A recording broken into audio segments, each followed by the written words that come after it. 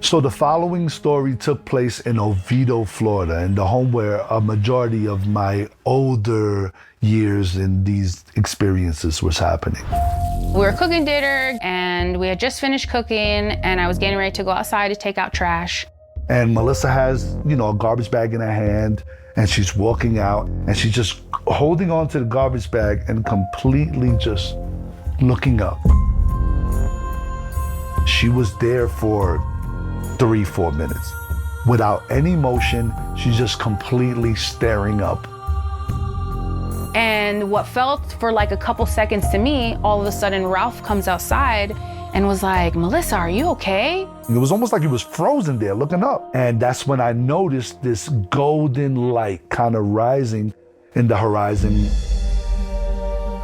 We see this glowing light. As it was rising up in the air, it just stopped. And that's when I looked at my wife and I said, I think we're looking at a UFO right now. I think we're having an extraterrestrial. I think this is a UFO. And I grabbed my wife by the hand and I go, babe, I'm gonna try to connect with this thing. I say, with peace, love, and light, I'm an ambassador here from Earth. And I'm here to tell you with all the love that I have in my heart, I would love to connect with you right now. And if you would connect with me, can you please just move a little bit to the right so that way I know that we're connected. The minute I said that in my head, it moves to the right. And I go, oh my God. I start squeezing Melissa's hand to the point where she goes, ow, ow, ow, ow. And I go, babe, I think I'm connected. And then he starts squeezing my hand like, oh my gosh, did you see that? Did you see that? It moved to the right. I'm gonna tell it to go to the left. So then out loud, he says, with peace, love, and light, if you're here and really connecting to me, move to the left so I know that you're connected to me. And then all of a sudden we see the glowing light start moving to the left. Now she's like, oh my God, we're both connected. This light is starting to glow and get dimmer and go bright and get dimmer. Move a little bit to the left, move a little bit to the right. It was almost like it was getting excited with us. We started to notice these random helicopters coming from out of nowhere. I look down the street and I see this black SUV, completely tinted. As it's driving past us, I see a flash of green light come from the car. So now Melissa's kind of a little freaked out and she goes, I don't know about that. UFO, Men in Black is coming. As she says that, a helicopter flies over our house and starts heading towards. Another helicopter comes from the distance. Now this light is surrounded by 5 to 6 helicopters. And they're all just hovering and just looking at this light. The light in the sky started like flashing, like almost like pulsating, and then went out, completely out. So now I come inside the house and I'm just completely done with the experience, which I find to be weird right now. Like if that same thing were to happen right now, me and Melissa wouldn't be able to stop talking about it. But for some reason, on that specific day, we walked in, she was like finishing the dishes in the kitchen. I looked at her, I go, yo, that was crazy, right? She was like, I know, that was like a real UFO. And that was all we said. Then a little bit, we started watching a movie. I believe the movie Nacho Libre had just came out.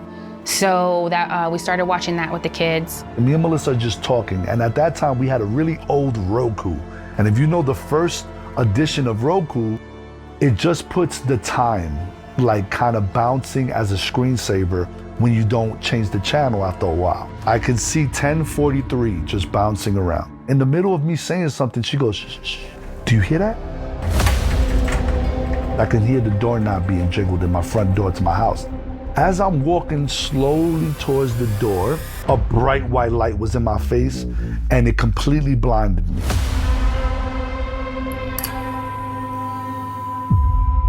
And then when I woke up, I was in like spread out in a starfish formation in my back bathroom on the tile.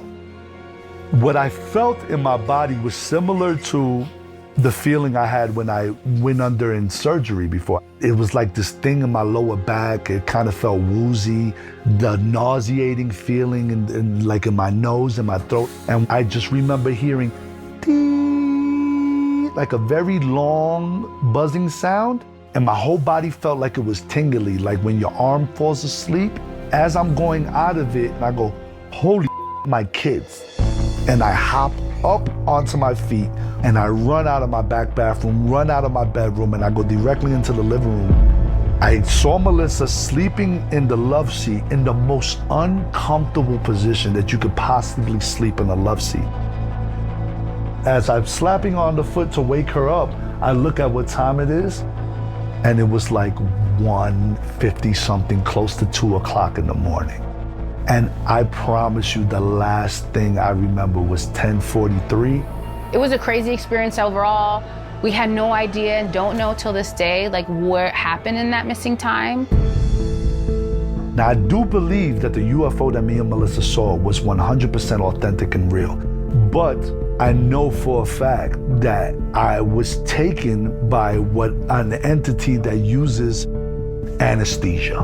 Because the exact same feeling I got in my lower back when I woke up was the exact same feeling I got when I woke up from the anesthesia from the surgery. That's how I know the difference between a real abduction and a MILAB abduction. So why would they do that? My assumption is, and this is something that I've had a lot of time to think about, possibly they were wondering if I got some sort of download from this ship. And they wanted to know what information was downloaded into my mind. So maybe they got a team together. They took me and my family aboard maybe another ship that was close by, or maybe a base. I mean, there was a Lockheed Martin not too far away from where I lived.